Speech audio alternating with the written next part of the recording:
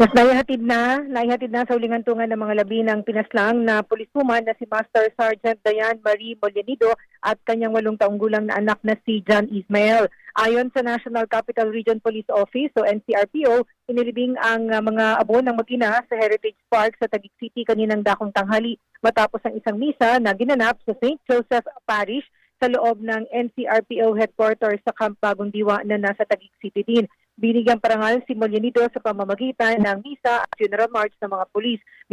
Naroon sa libing ang asawa ni Mollenido na si Police Senior Master Sergeant John Mollenido na tumanggap sa burial flag. Ang pinaslang na policewoman ay naging kasapi ng Regional Personnel and Record Management Section ng NCRPO. Sa report ng pulisya, January 24, natagpuan ng bangkay ng policewoman sa Pulilan Bypass Road sa Pulilan, Bulacan at makalipas ang ilang araw ay natagpuan ng bangkay ng anak na si John Ismael sa isang calamansi farm sa Victoria, Tarlac. Kinasuhan at arestado ang kanilang helper na suspect sa pagpatay.